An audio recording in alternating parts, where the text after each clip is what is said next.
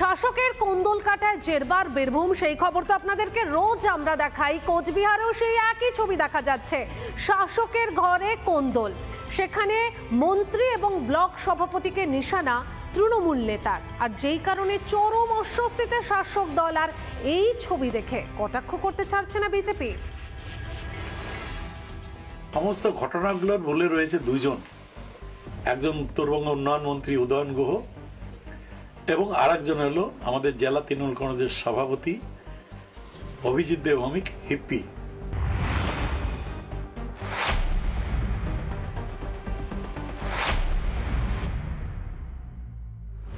রবীন্দ্রনাথ ঘোষ বনাম অভিজিৎ দেবভৌমিক। কোচবিহারের রাজনীতিতে তৃণমূলের এই দুই হেভিওয়েটের বিরোধের কথা কারো অজানা নয়। এবার জেলা সভাপতির সঙ্গে জুড়ল মন্ত্রী উদয়ন গুহর নাম। সৌজন্যে জেলায় কয়েক মাস আগে যুব নেতা খুনের ঘটনা, ওই ঘটনায় সরাসরি আঙুল তোলেন রবীন্দ্রনাথ ঘোষের দিকে। সেই আবহে সাংবাদিক সম্মেলন করে তোপ দাগলেন রবীন্দ্রনাথ ঘোষ। সমস্ত অভিযোগ সব সাজানো একটা চক্রান্ত।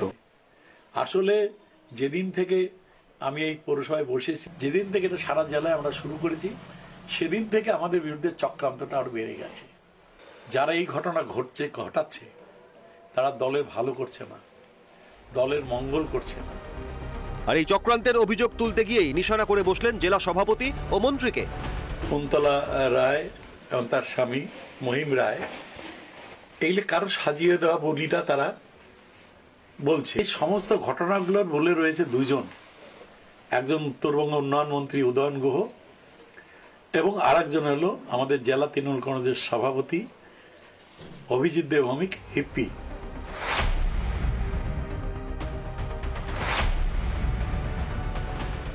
আমি শুনলাম যে কুন্তলা রায়কে বিধানসভা নমিনেশন দেওয়ার ব্যাপারে এসব একটা কনস্পিরেসি হচ্ছে, কিন্তু এটা আমি একদম 100% গ্যারান্টি দিয়ে বলতে পারি এরকম কোনো অভিযোগকে প্রশ্রয় দেওয়া কোনো জায়গায় নেই।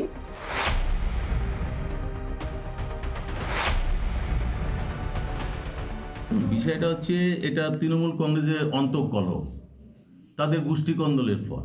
যেই খুনের পিছনে থাকুক না কেন, তদন্ত সঠিক তদন্ত হোক এবং যারা এই তদন্তে যারা সত্যিকারে যারা দোষী তাদেরকে ধরে তাদের উপযুক্ত শাস্তির ব্যবস্থা গ্রহণ করুক। গত 9ই আগস্ট খুন হন তৃণমূলের যুব নেতা অমর রায়। সেই ঘটনাকে কেন্দ্র করে এবার কোচবিহারে কোন্দল প্রকাশ্যে। এর প্রভাব কি 26-এর ভোটে পড়বে? রিপাবলিক বাংলা। হুমকি ধমক চমক তৃণমূলের সংস্কৃতি, এটা আর বলার অপেক্ষা রাখে না। ফের হুমকি দিচ্ছেন তৃণমূল বিধায়ক আব্দুর রহিম বক্সি। এবার তিনি বিরোধীদের মাথার খুলি ভাঙার হুমকি দিচ্ছেন, আর সাংবাদিকদের প্রশ্নেও তিনি তার মন্তব্যে অনড় রয়েছেন।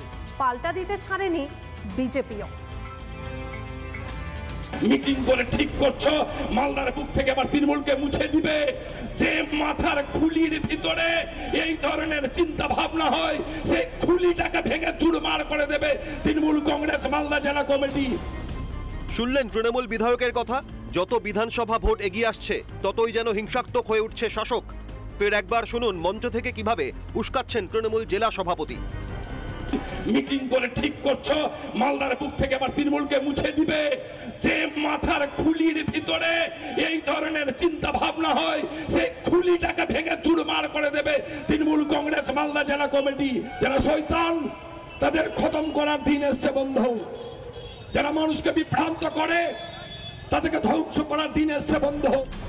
শুধু মঞ্চে নয়, পরে সাংবাদিকদের প্রশ্নের মুখেও কার্যত অনড় বিধায়ক। মাথাটা ভেঙে চুরমার করে দিব তাদের যারা সর্বক্ষণ ধরে পশ্চিমবঙ্গের সভ্যতাকে, সাম্প্রদায়িক সম্প্রীতিকে, ধর্মনিরপেক্ষতাকে ধ্বংস করে ক্ষমতার লোভে, শুধু ক্ষমতা দখলের লোভেই প্রচেষ্টাটা করছে। তাদের মাথার খুলি আজকে বলছি, এখনো বলছি, সব দিনই বলবো। তবে তৃণমূলের এটাই যেন সংস্কৃতি। ফিরে থাকি মনুব্রত মণ্ডল কিংবা আব্দুর রহিম বক্সি। হিংসার রাজনীতিতে এ বলে আমায় দেখ, তো বলে আমায়। তিনি বলছেন কাউকে খতম করবেন, কাউকে বাড়ি থেকে বেরোতে দেবেন না, কারো মুন্ডু কেটে লাঠি দিয়ে ফাটিয়ে দিবেন। এক বিশৃঙ্খল অবস্থা। তিনি এগুলো কিছু পারবেন না করতে, কিন্তু কেন যে তিনি এগুলো বলেন এইটা আমরা বুঝে উঠতে পারি। ব্যক্তি আক্রমণ, কুকথা, শাসানি, এ যেন রাজ্যের শাসকের চেনা ছবি। সেই ট্র্যাডিশনই যেন বজায় রাখলেন মালদার তৃণমূল জেলা সভাপতি। এতে কি মমতার নোটবুকে নাম্বার বাড়ল আব্দুল রহিমের? রিপাবলিক বাংলা। নানা ধরনের কন্টেন্ট দেখার জন্য লাইক করুন, শেয়ার করুন আমাদের ফেসবুক পেজ, সাবস্ক্রাইব করুন আমাদের ইউটিউব চ্যানেল। পাশাপাশি অন্যান্য ব্রেকিং নিউজের জন্য অবশ্যই চোখ রাখুন রিপাবলিক বাংলায়।